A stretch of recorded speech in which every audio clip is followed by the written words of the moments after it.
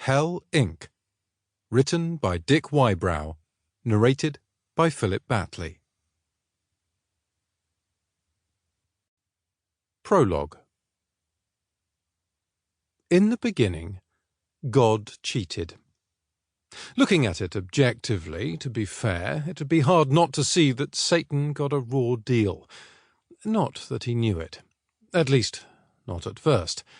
Sure, there were several 100 million worlds in the universe where, over 13 billion plus years, the devil had begun to exert his supreme dark powers. One example, he'd held final sway on the planet of Naltan, commanding and controlling its inhabitants. But the most advanced life form on that water planet was, by all accounts, a species of bitter starfish. Where was the fun in that? And, in fact, they'd been rather moody even before the Dark Lord picked up that planet. So what was the point? And the gas giant, Futatu Lit? God had pretty much given up on that planet without a fight, and Satan begrudgingly welcomed a microscopic, translucent amoeba to his evil ranks. And while, granted, these single-celled organisms could be categorized as predatory in a good old head-to-head good versus evil battle, they basically did fuck all but stain the shag carpet.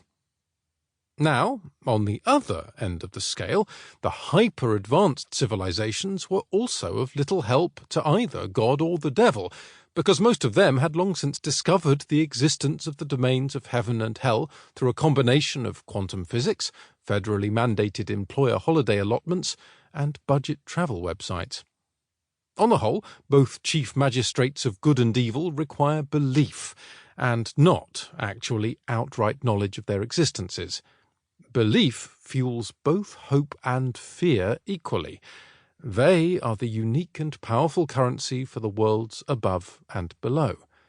Surety, on the other hand, collapses hope and fear into complacency and resignation, mere scraps to gods of all sorts. As the devil once expressed it at a quarterly board meeting, "Turning truly advanced minds to evil seemed to have so much promise, like an old woman with Parkinson's giving you a hand job. But in the end, it was disappointingly unsatisfying and just left little red welts from the cheap costume jewelry."